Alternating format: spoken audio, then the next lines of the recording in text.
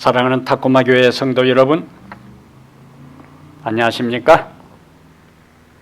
다시 말씀으로 여러분들과 함께 만나게 됨을 기쁘게 생각합니다. 오늘 하나님께서 우리에게 주시는 말씀을 통하여 영혼의 소생함을 얻고 혼란한 시대에 하늘 가는 밝은 길을 발견하는 거룩한 시간 되기를 간절히 바랍니다. 오늘 우리가 함께 살필 하나님의 말씀은 에스더 8장 9절부터 17절까지 말씀입니다. 에스더 8장 9절부터 17절요. 조금 길지만은 제가 천천히 말씀을 읽겠습니다. 여러분도 함께 말씀을 찾아서 같이 읽으시면 좋겠어요. 그때 시완월 곧 3월 23일에 왕의 서기관이 소집되고 모르드게가 시키는 대로 조서를 써서 인도로부터 구석까지의 127지방 유다인과 대신과 지방관과 관원에게 전할세 각 지방의 문자와 각 민족의 언어와 유다인의 문자와 언어로 쓰되 아하수에로 왕의 명의를 쓰고 왕의 반지로 인을 치고 그 조서를 역졸들에게 붙여 전하게 하니 그들은 왕궁에서 길러서 왕의 일에 쓰는 준말을 타는 자들이라. 조서에는 왕이 여러 고을에 있는 유다인에게 허락하여 그들이 함께 모여 스스로 생명을 보호하여 각 지방의 백성 중 세력을 가지고 그들을 치려하는 자들과 그들의 처자를 죽이고 도륙하고 진멸하고 그 재산을 탈취하게 하되 아하수에로 왕의 각 지방에서 아달월 곧 12월 13일 하루 동안에 하게 하였고 이 조서 초본을 각 지방에 전하고 각 민족에게 반포하고 유다인들에게 준비하였다가 그날에 대적에게 원수를 갚게 한지라. 왕의 어명이 매우 급함에 역졸이 왕의 일에 쓰는 준말을 타고 빨리 나가고 그 조서가 도성 수산에도 반포되니라. 모르드게가 푸르고 흰 조복을 입고 큰 금관을 쓰고 자색 가는 배에 겉옷을 입고 왕 앞에서 나오니 수산성이 즐거이 부르며 기뻐하고 유다인에게는 영광과 즐거움과 기쁨과 존귀함이 있는지라. 왕의 어명이 이르는 각 지방 각 업에서 유대인들이 즐기고 기뻐하여 잔치를 베풀고 그날을 명절로 삼으니 본토 백성이 유다인을 두려워하여 유다인 되는 자가 많더라. 17절까지 말씀을 함께 보았습니다. 오늘 에스더 8장 9절부터 17절까지를 본문으로 해서 우리를 다시 일으켜 세우시는 하나님, 우리를 다시 일으켜 세우시는 하나님 이란 제목으로 하나님 말씀을 함께 살펴보겠습니다. 9절과 10절에는 새로운 조서를 작성하는 내용이 기록되어 있습니다. 왕의 허락이 떨어지자마자 모르드게의 지시 아래 새로운 조서가 바로 작성됩니다. 3장에서 하만의 조서와 대조되지요. 하만의 조서는 유대인의 멸망을 의도했지만 모르드게의 조서는 유대인의 구원과 생명을 보장합니다. 새로운 조서는 하만이 조서를 내린 지 2달 10일이 되는 날입니다. 약 70일 만에 유대인들에게 기사회생할 수 있는 길이 열린 것이지요. 70년 포로 생활과 유사한 상징성이 있습니다. 하만은 유대인이 제국에 흩어져 거하며 왕에게 무익한 백성임을 강조했어요. 에스더 3장 8절에 보면은 한 백성이 제국에 흩어져 있는데 왕에게 별 도움이 되지도 않는 그러한 백성이 있다는 걸 강조했는데 이번 조서에는 유다인과 유다인의 문자와 언어만 유독 언급이 됩니다. 9절에 보면은 다른 지방은 언급이 안 돼 있어요. 그런데 127지방 유다인과 그 다음에 각 지방의 문자와 각 민족의 언어와 유다인의 문자와 언어를 쓰되, 이제 더 이상 그들은 무익한 존재, 무명의 존재들이 아닌 것이지요. 고유의 정체성을 가진, 자신의 민족의 정체성과 언어의 정체성을 가진 존재로 급부상되고 인정을 받기 시작합니다.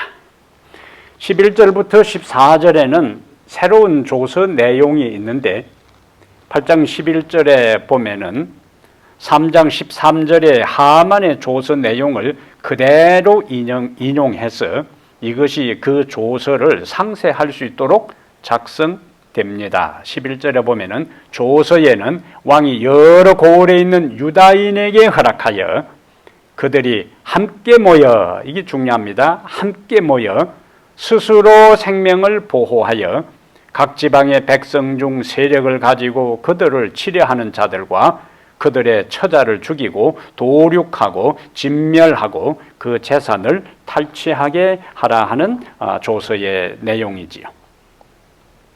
처음 조서에 근거하여 유다인들을 치려하는 자들에 대해 아무나 유다인들이 보복하는 게 아니에요.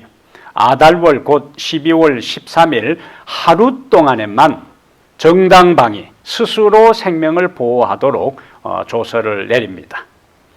사실 유다인들의 입장에서는 이날이 되어야, 12월 13일이 되어야 누가 자기들의 대적인지를 정확하게 분별할 수가 있게 되지요.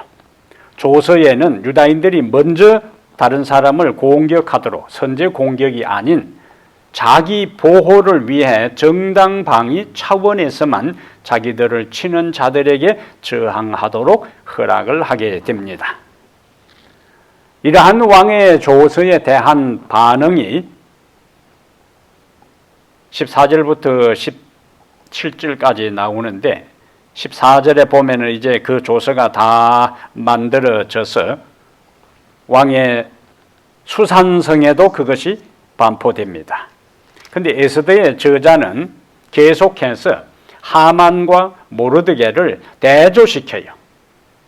하만이 조서를 보낸 후 모르드게의 반응은 무엇인가? 4장 1절에 보면은 이 하만의 조서가 반포되고 난 다음의 반응과 모르드게의 조서가 반포되고 난 다음의 반응을 서로 비교하는 것이 상당히 중요한 의미가 있습니다.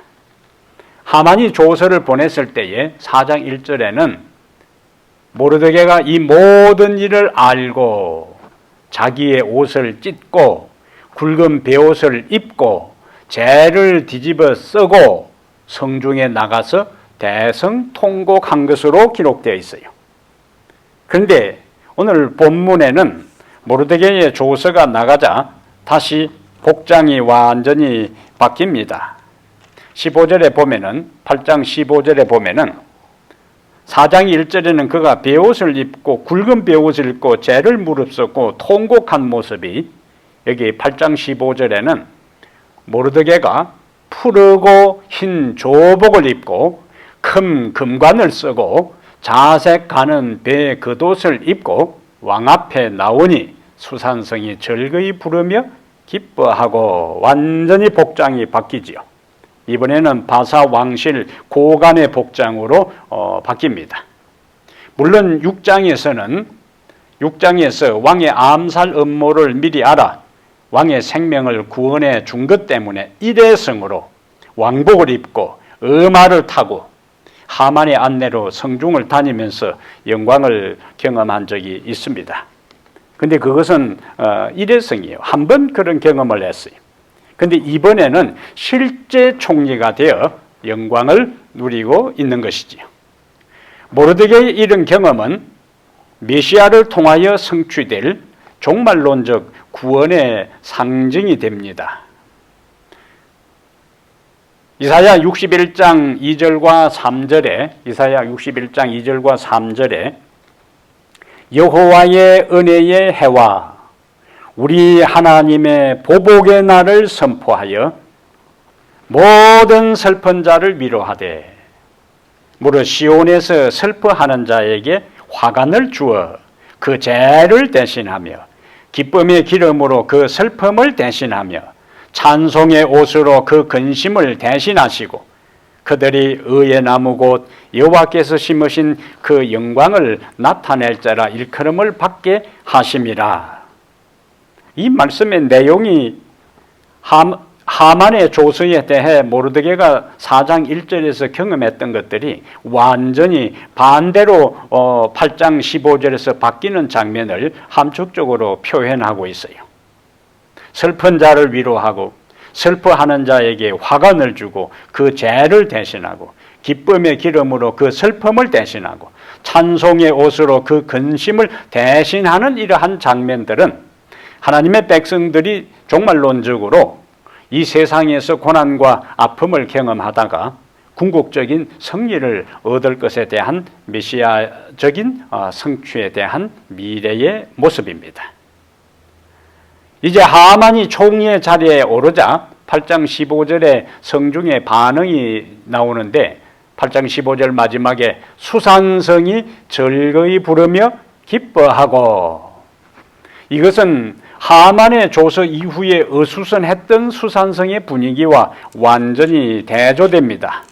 하만의 조서가 발표되고 난 다음에 수산성은 3장 15절에 역조리 왕의 명령을 받들어 급히 나가매 그 조서가 도성 수산에도 반포되니 왕은 하만과 함께 앉아 마시되 수산성은 어지럽더라. 하만의 조서의 결과로 수산성의 분위기는 어지러웠어요. 그런데 모르드게가 총리가 되어서 백성 앞에 나올 때는 수산성이 즐거이 부르며 기뻐했다. 완전히 대조되는 겁니다. 이러한 내용이 잠언 29장 2절에 솔로몬이 이렇게 이야기를 합니다. 잠언 29장 2절에 의인이 많아지면 백성이 즐거워하고 악인이 권세를 잡으면 백성이 탄식하느니라. 여기 번역보다 현대인의 성경이 오늘 본문의 흐름하고 유사한 내용인데, 의로운 사람이 권력을 잡으면 백성들이 즐거워하지만, 모르드게의 경우입니다. 악한 자가 권력을 잡으면 백성들이 탄식한다. 이 번역이 훨씬 더 오늘 본문의 내용과 조화되는 것 같습니다. 16절에 수산성에 있는 유다인들의 그 모습 반응들을 네 단어로 묘사하고 있는데요. 영광과 즐거움과 기쁨과 존귀함이 있었다. 영광, 즐거움, 기쁨, 존귀함이라는 네 단어로 수산성에 있는 유대인들의 상황을 묘사하고 있어요. 여기 영광이라는 단어는 그냥 그 단어만 보면은 본문의 흐름하고 유대인들이 무슨 영광인가 이렇게 생각할 수 있는데, 영광이라고 번역된 그 단어는 빛이라는 단어를, 히브리어의 그 단어를 번역한 거예요. 그 말씀, 영광이라는 것은 빛이라고 생각하고 시편 97편 11절을 생각하면 의미가 명확해집니다. 시편 97편 11절에 의인을 위하여 빛을 뿌리고, 이건 파종하는 거예요. 마음이 정직한 자를 위하여 기쁨을 뿌리시는도다. 하나님께서 그렇게 하신다는 거예요. 이걸 현대인의 성경에는 의로운 자에게 빛을 비추시고 마음이 정직한 자에게 기쁨을 주신다. 그러면 유대인들에게 적용시켜 보면은 수산성에 있는 유대인들, 그리고 바사 제국 안에 있는 유대인들에게 이 말씀을 적용시키면은, 그들은 한때 절망과 어둠 속에 있던 사람들이 죽음의 공포에 사로잡혀 있었습니다. 그런데 모르드게의 조서로 그들에게 구원의 빛이 임했어요. 그것을 영광이라고 이야기를 한 거예요. 하만의 조서 후에 70일 동안 유다인들은 얼마나 불안한 가운데 극도의 스트레스를 받으면서 하루하루 생활했을까요? 맨정신으로 죽을 날이 하루하루 다가오는 가운데 생존한다는 것은 사는 게 아닙니다. 이미 우리가 앞에서 본 것처럼 이미 한 번 선포된 왕의 조서는 왕이라도 바꿀 수 없는 바사 왕국의 법 체계만을 볼 때는 그들이 살 수 있는 길이 전혀 없습니다. 그들의 미래는 철저한 절망과 어둠이요. 매일매일 피를 말리는 듯한 긴장과 스트레스 속에 살던 그들에게 모르드게의 조서는 광명과 같은 빛을 그들에게 비추어 준 것입니다. 이것은 마치 하나님께서 이 세상을 창조하기 전에 혼돈하고 어두운 가운데 있을 때에 하나님께서 빛이 있으라 하는 순간에 세상의 광명이 찬란하게 빛났던 것처럼 유대인들이 창조 전에 지구의 상태와 같은 그러한 혼돈하고 암담하고 절망하고 어두운 가운데 있었어요. 그런데 모르드게의 조서를 통하여 그들에게 이제는 살 수 있게 되었다는 생명의 다시 생존할 수 있는 빛이, 희망의 빛이, 가능성의 빛이 그들에게 비친 것이 바로 영광이라는 단어가 함축하고 있는 의미가 되는 것입니다. 다시 살 수 있는 길이 열린 그 상황에 그들이 덤덤하게 반응할 수가 없지요. 그래서 그들이 즐거워하고 그들이 기뻐하게 된 겁니다. 사형수가 아니라도 대통령의 특사로 풀려난다면 덩실덩실 춤을 출 판인데 이제는 죽는 것이 인간적으로는 법적으로는 확실한 상황에 살 길이 열렸으니 그들의 반응이 즐거워하고 기뻐할 수밖에 없는 것입니다. 유대인들의 반응, 유대인들의 모습을 영광과 즐거움과 기쁨과 존귀함이라는 단어, 네 단어로 이 에스더의 저자는 표현하고 있는데 이 마지막 16절 마지막에 나오는 네 번째 존귀라는 단어, 이 영예라는 단어와 같은 의미예요. 그럼 유대인들이 무슨 이때에 존귀함이 있었는가? 왜 모르드게의 그 조서가 유대인들에게 있어서 존귀함이 있었는가? 유대인들은 하만의 조서가 반포될 때는 4장 3절에 보면은 왕의 명령과 조서가 각 지방에 이름에 유다인이 크게 애통하여 금식하며 울며 부러짓고 굵은 베옷을 입고 재에 누운 자가 무수하더라. 하만의 조서 내용은 모든 유다인을 남녀노소할 것 없이 죽이고 도륙하고 진멸하고 재산을 탈취하도록 했으니 그들은 없어져도 될 무가치한 존재들로 취급되었어요. 왕도 그들을 그렇게 취급하고 왕과 하만이 그들을 무가치한 존재로 있으나 마나한 유명무실한 존재로 생각하고 사형 명령을 내렸을 때에 그들 스스로 크게 애통하며 금식하며 울며 부러짓고 굵은 베옷을 입고 재에 누운 상태니까 그들에게 무슨 존귀가 있겠어요? 그들에게 무슨 자존감이 있겠어요? 그들은 철저하게 무가치하고 무의미하고 별 볼 일 없는 하찮은 존재들로 취급되었어요. 그들은 존귀한 존재가 아니라 진멸하고 전멸시키고 멸절시켜야 할 그러한 존재들이었어요. 그런데 상황이 반전되잖아요. 하만의 눈에 가시처럼 여겨졌던 모르드게가 존귀하게 됩니다.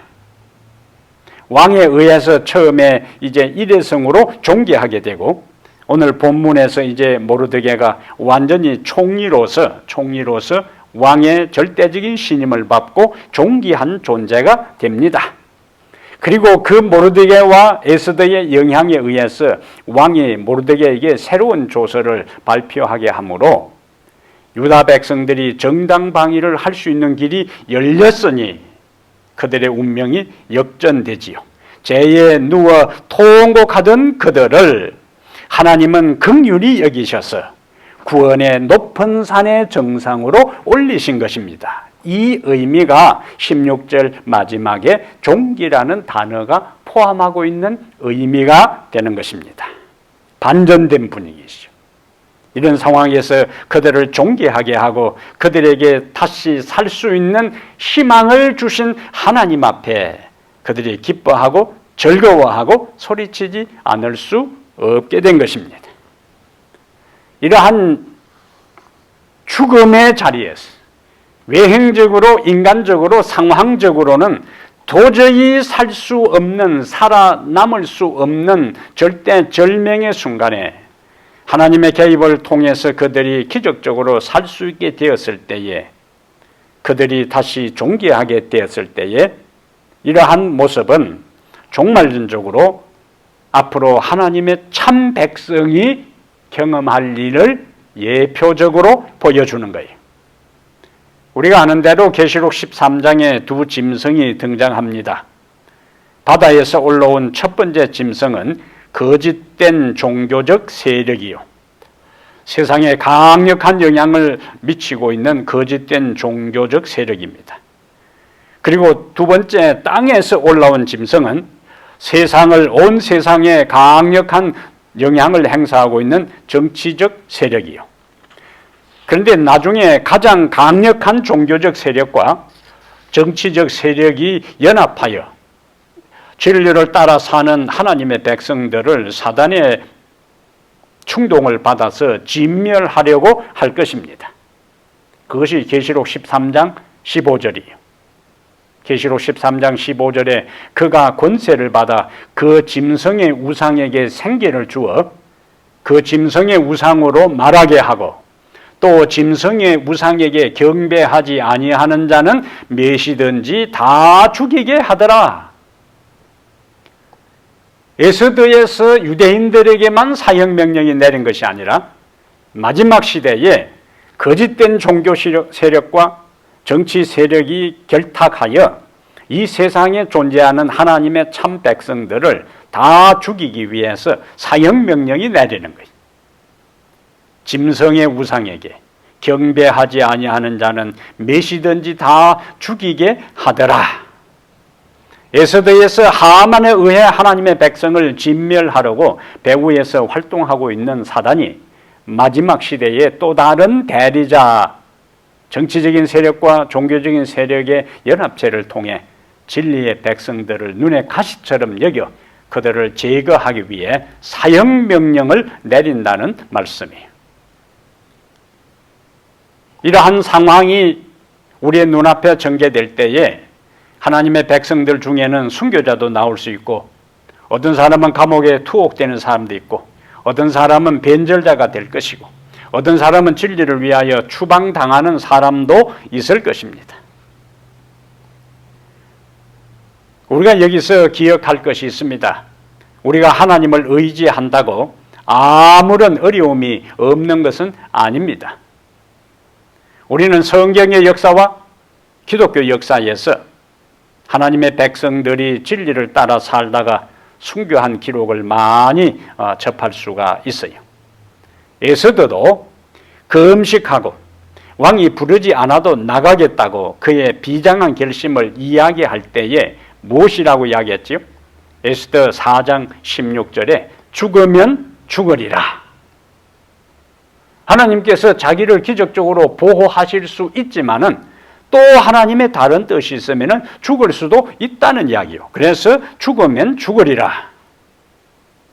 다니엘 3장의 두랍 평지에 우상에게 절하지 않은 다니엘 세 친구들이 왕에게 소환되어 나왔을 때에 그들이 왕과 대화하면서 한 내용을 우리가 눈여겨볼 필요가 있습니다.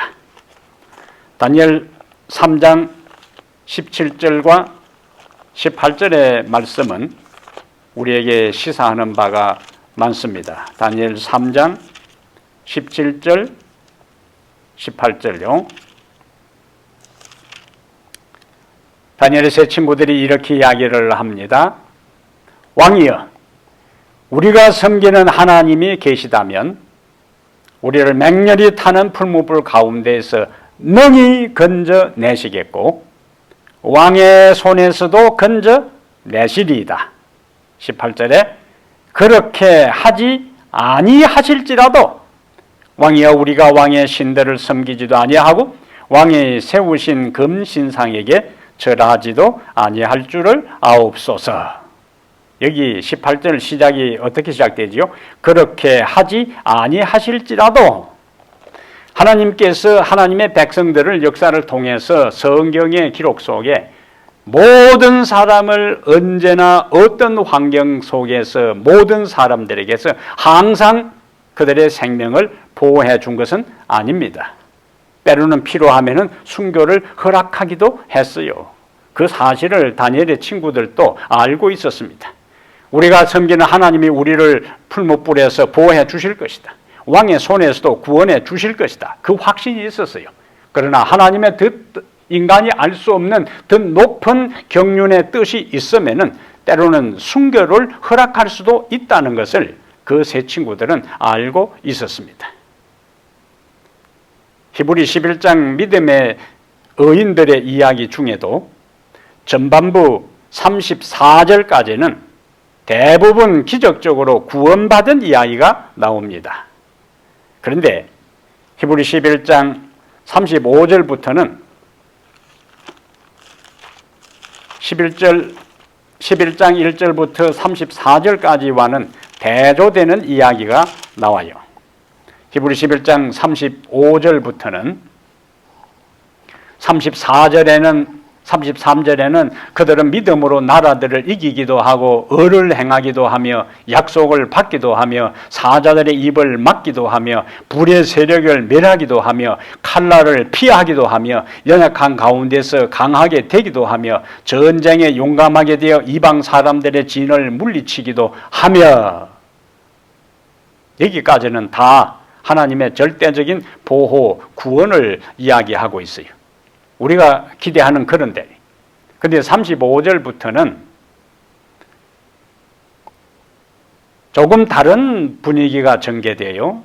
히브리 11장 35절. 똑같은 믿음의 장에서 여자들은 자기의 죽은 자들을 부활로 받아들이기도 하며 또 어떤 이들은 더 좋은 부활을 얻고자 하여 심한 고문을 받되 구차히 풀려나기를 원하지 아니하였으며 또 어떤 이들은 조롱과 채찍질 뿐만 아니라 결박과 옥에 갇히는 시련도 받았으며 37절에는 돌로 치는 것과 톱으로 캐는 것과 시험과 칼로 죽임을 당하고 양과 염소의 가죽을 입고 유리하여 궁핍과 환난과 학대를 받았으니 이런 사람은 세상에 감당하지 못하느니라. 그들이 광야와 산과 동굴과 토굴에 유리하였느니라.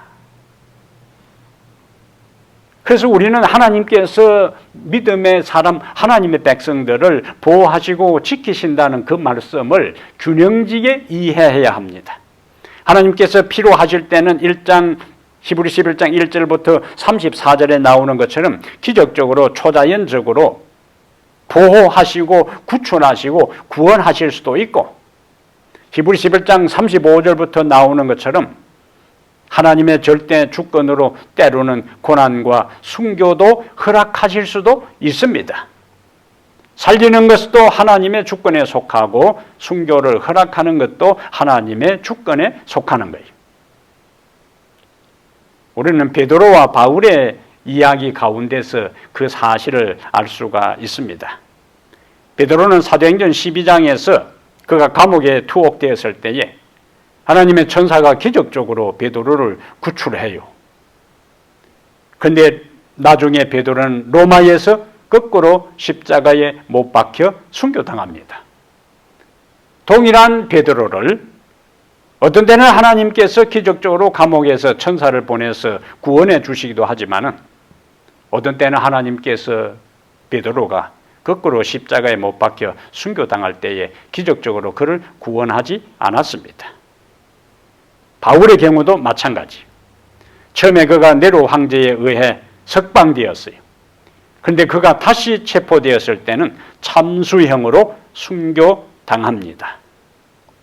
그러므로 우리는 삶과 죽음의 모든 것은 하나님의 영역이기 때문에 내가 기적적으로 구원을 받든지 내가 고난과 역경 속에 있고 때로는 순교의 제단에 우리의 피를 뿌려야 할 상황이 된다 할지라도 우리는 그분을 전적으로 신뢰해야 하는 것입니다. 그래서 히브리 11장에 믿음의 장에 기적적으로 구원받은 사람의 이야기도 있고 기적이 일어나지 않고 고난과 시련과 역경 속에서 최후를 마친 사람들의 이야기도 똑같이 히브리 11장의 믿음의 장에 기록되어 있습니다. 그러나 중요한 것은 이스라엘 백성들이 하만의 조서 때문에 금식하고 울고 부러짓고 굵은 베옷을 입고 죄에 누운 그 상황이 오늘 본문 8장에서는 영광과 기쁨과 즐거움과 존귀함으로 바뀌어진 것처럼 하나님의 백성들의 궁극적인 운명은 금식하고 울며 부러짓고 굵은 베옷을 입고 죄에 누워있는 상태로 끝나는 것이 아니라 다시 존귀하게 되는 것으로 하나님께서 우리의 인생의 마지막을 갚아주시고 회복시켜 주십니다. 복음이요. 그것을 우리는 요한계시록 14장에서 볼 수가 있습니다. 요한계시록 우리가 앞에서 본 것처럼 13장에는 거짓된 종교 세력과 정치 세력이 연합해서 하나님의 백성들을 죽이려고 하는 사형 명령을 내리고 그들을 핍박하고 박해하는 장면을 우리가 요한계시록 13장에서 보지만은 14장에서 하나님께서 그 모든 과정에 충성한 자들을 존귀하게 하는 그러한 모습, 그들을 일으켜 세우시는 모습을 14장에서 보게 돼요. 계시록 14장에 또 내가 보니 보라 어린 양이 시온산에 섰고 그와 함께 14만 4천이 서 있는데 그들이 이마에는 어린 양의 이름과 그 아버지의 이름을 쓴 것이 있더라. 내가 하늘에서 나는 소리를 들으니 많은 물소리와도 같고 큰 우리의 소리와도 같은데 내가 들은 노래는 금은고 타는 자들이 그 금은고를 타는 것 같더라. 3절에 14장 3절에 그들이 보호자 앞과 네 생물과 장로들 앞에서 새 노래를 부르니 땅에서 속량함을 받은 14만 4천 밖에는 능히 이 노래를 배울 자가 없더라. 이들이 누구인가? 14장 4절에 이 사람들은 여자와 더불어 더럽히지 아니하고 거짓된 교회 교리에 물들지 아니했으니 순결한 자였으니 어린 양이 어디로 인도하든지 따라가는 자며 어린 양이 인도하는 그곳이 평탄한 길이고 안정된 길이고 번영의 길이고 행복한 길인데도 따라갔고 그것이 고난의 진리를 따라 어린 양을 따라 이 세상에서 고난의 가시밭길을 십자가를 지고 먼저 걸어가신 그 예수 그리스도를 따라가는 데 있어서 힘들고 고달프고 고단한 길이라 할지라도 어린 양이 어디로 인도하든지 따라가는 자며 그래서 그들은 하나님과 어린 양에게 속한 자들이었기 때문에 하나님께서 그들을 마침내 시온산에 당신과 함께 서는 종기를 그들에게 허락하여 주셨어요. 이 땅에 사는 동안 우리는 죄에 눕는 고통, 죄를 회개하고 통회하면서 베옷을 입고 우리 스스로 어쩔 수 없는 두려운 현실 앞에서 한계를 느끼고 울며 부르짖고 통곡하는 경험도 있을 것이지만 마침내 주님은 우리가 죄에 누워서 베옷을 입고 통곡하고 울며 울부짖는 그 상태로 우리의 인생이 끝나게 하지 아니하고 마침내 우리를 다시 일으켜 세워 시온산에 그리스도와 함께 있으면서 모세의 노래, 어린 양의 노래, 새 노래, 구원의 노래, 경험의 노래를 소리 높여 즐겁게 기쁘게 부르면서 주님을 찬양하고 경배하는 자리에 우리를 이르게 할 것입니다. 우리를 다시 일으켜 세우시는 주님, 얼마나 감사한지요. 오늘 우리의 삶이 힘들고 고달프고 고단하다 할지라도 이것이 영원히 지속되는 것이 아니에요. 우리가 앞으로 진리를 위해서 고난과 역경 가운데 처한다 할지라도 그것이 영원히 지속되고 끝나는 것이 아니라 다시 하나님은 우리를 일으켜 세워 주십니다. 다시 에스더 8장 17절에 왕의 어명이 이르는 각 지방 각 읍에서 유다인들이 즐기고 기뻐하여 잔치를 베풀고 그날을 명절로 삼으니 본토 백성이 유다인을 두려워하여 유다인 되는 자가 많더라 그랬습니다. 이제 수산성의 기쁨이 왕의 조서가 이르는 각 지역으로 퍼져나갑니다. 그곳에서도 유다인들은 즐기고 기뻐하고 그곳에서도 그들은 잔치를 베풀고 그날을 명절로 삼게 됩니다. 4장에서 하만의 조서 후에 유대인들은 어떻게 했을까요? 하만의 조서 후에 유다인들은 크게 애통하며 금식하며 고급하며 부르짖고 굵은 뱃을 입고 재에 눕는 사람들이 무수하더라 하는 것이 4장 3절이요. 그래서 이 8장 17절의 분위기를 이해하려면 4장 3절의 그 분위기의 연장선에서 대조적으로 이해를 해야 하는 겁니다. 그곳에서는 크게 애통하고 금식하고 고급하며 부르짖고 굵은 배를 입고 재에 누워있던 그들이 이제는 모르드게의 조서를 통해 그들이 다시 살 수 있게 되었다는 소식을 듣고 난 다음 그들은 즐기고 기뻐하고 잔치를 베풀고 그날을 명절로 삼게 돼요. 이렇게 될 때에 이제 주변 사람들의 반응이 본토 백성이 유다인을 두려워하여 유다인 되는 자가 많더라. 왜 그랬을까요?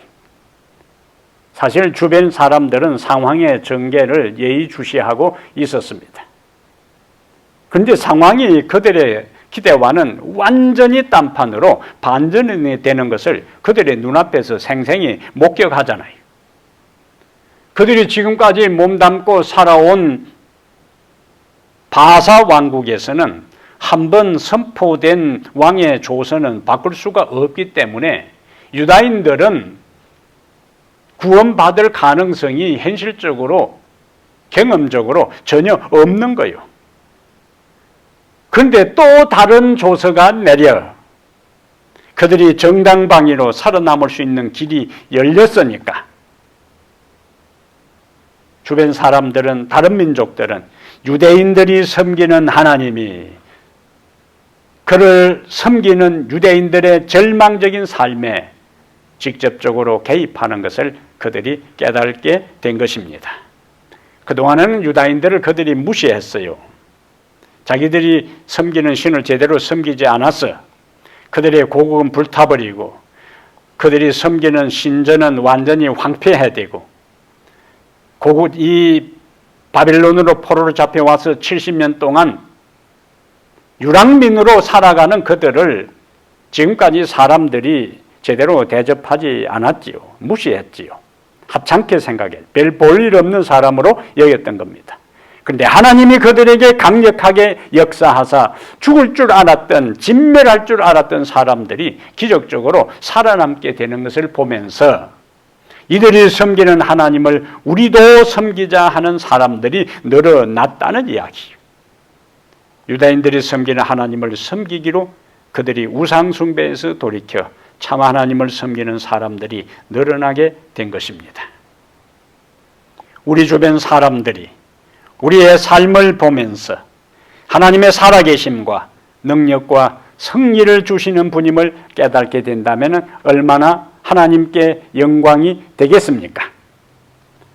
우리가 죄를 승리하고 많은 개인적인 문제에서 승리하고 극복하고 이기는 것을 주변 사람들이 지켜보고 그것을 목격할 때에 우리에게 하나님이 계시고 우리가 섬기는 하나님이 우리의 인생을 인도하시는 것을 그들이 깨닫고 하나님께로 돌아온다면 얼마나 하나님께 영광이 되고 우리에게는 기쁨과 감사와 즐거움이 되겠습니까? 스가랴 8장 23절에는 오늘 본문 8장 17절에 나오는 이야기가 유사한 이야기가 스가랴 8장 23절에 기록되어 있습니다. 그것을 한번 찾아보겠습니다. 오늘 본문의 내용을 생각하면서 스가랴 8장 23절에 만군의 여호와가 이와 같이 말하노라. 그날에는 말이 다른 이방 백성 10명이 유다 사람 하나의 옷자락을 잡을 것이라. 곧 잡고 말하기를 하나님이 너희와 함께 하심을 들었나니 우리가 너희와 함께 가려 하노라 하리라. 오늘 본문의 내용하고 완전히 유사하잖아요. 유다인들을 두려워해서 유다인 되는 자가 많았더라 유다인이 된다 하는 이야기는 그들이 할례를 받고 유다인들의 모세 오경에 기록된 관습을 따라 살면서 이제는 우상 숭배를 하지 않고 하나님을 섬기겠다고 하는 것이 유다인이 되는 것에 대한 모습인데, 스가랴 8장 23절에 하나님께서 마지막 시대에 일어날 한 일을 우리에게 말씀해 주고 있는데, 그날에는 말이 다른 이방 백성 10명이 유다 사람 하나의 옷자락을 잡을 것이라. 곧 잡고 말하기를 하나님이 너희와 함께 하심을 들었나니 우리가 너희와 함께 가려 하노라. 이러한 역사가 마지막 때 일어날 것이라는 거예요. 에스더의 전반부에는 유다인들이 그들의 믿음을 하나님께 두었지만은 그들이 죄에 눕고 금식하고 애통하고 고급하고 부르짖고 굵은 배를 입은 상태에 하나님께 소망을 두고 하나님을 보호와 피난처로 삼고 열심히 울부짖었지만은 외형적으로는 희망이 보이지 않았어요. 반면 하만과 그의 추종 세력들은 겉으로는 완전히 성기를 잡았어요. 완전히 주도권을 잡았어요. 유대인들의 모든 운명은 그들의 손에 완전히 들어간 것처럼 보였어요. 하만은 권세가 있습니다. 왕의 절대적인 신임을 받고 있습니다. 엄청난 부도 소유했습니다. 그래서 그들은 자기들 스스로는 아무도 자기들의 영역을 침범하지 못하고 아무도 그들의 생명을 공격할 수 없고 자신들이 의도한 대로 모든 것을 할 수 있었고 결국 자신들의 의도대로 유대인들을 진멸할 수 있을 것이라고 생각했습니다.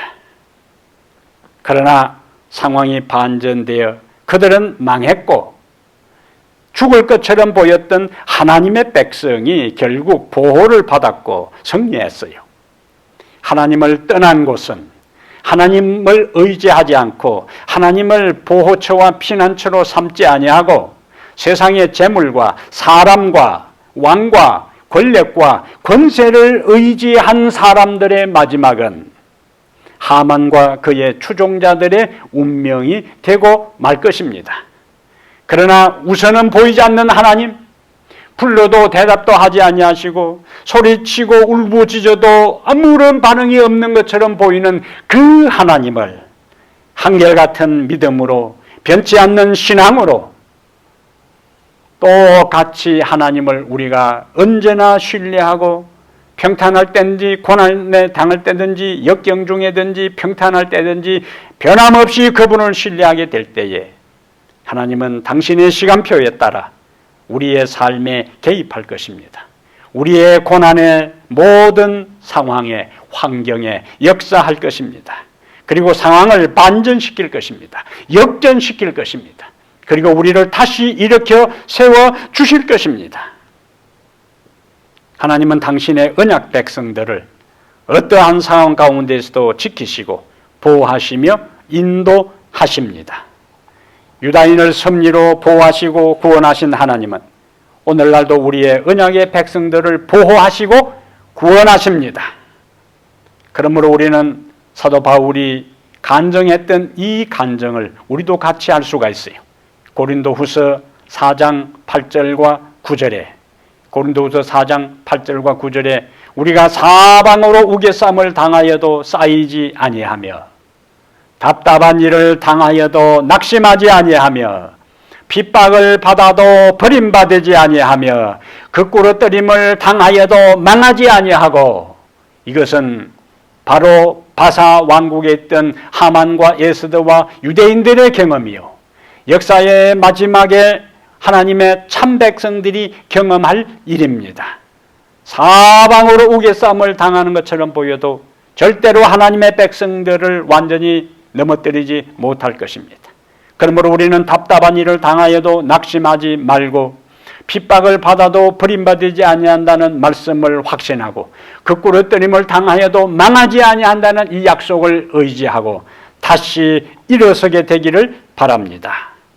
우리가 하나님을 따르기로 선택하고 그분을 위해 살 때에 우리는 그분 안에서 피난처를 발견하게 될 것입니다. 에스더의 기별은 하나님은 그를 신뢰하는 자들을 반드시 보호하신다는 확실한 기별입니다.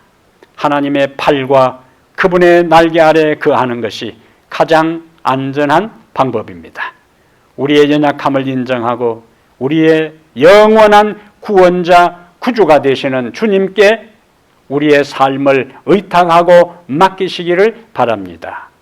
그러면 그분은 마침내 그분의 시간이 되면은 우리를 다시 일으켜 세우시고 하늘 시온 산에서 어린 양과 함께 있게 할 것이고 경험의 노래, 모세의 노래, 어린 양의 노래, 구원의 노래를 영원히 부르면서 기뻐하고 감사하고 감격하고 잔치날과 같은 삶을 살도록 우리의 인생에게 축복해 주실 것입니다. 그 현장에 우리 모두가 다 있게 되기를 주의 이름으로 축복합니다.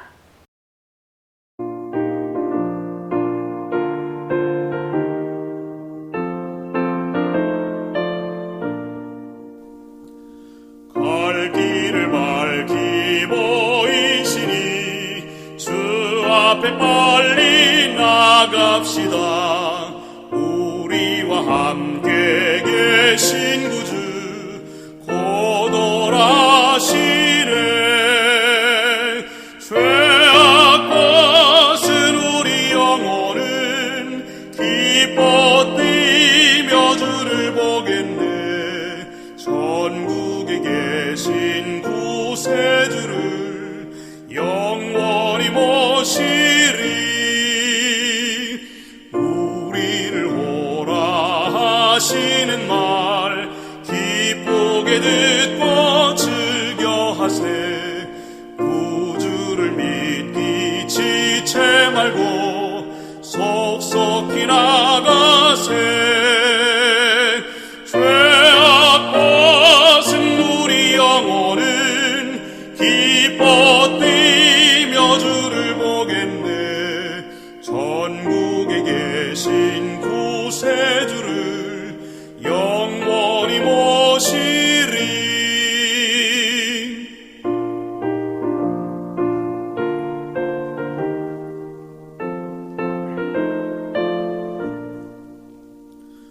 주 오늘 여기 계시오니 다 와서 주의 말씀 듣게.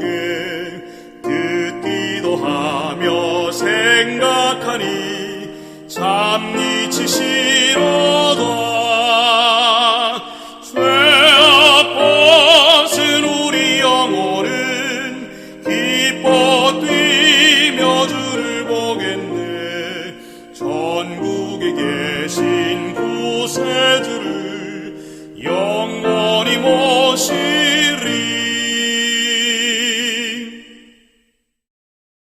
우리를 다시 일으켜 세우시는 전능하신 하나님이시여, 우리 모두가 주의 날개 아래 피하기를 원합니다.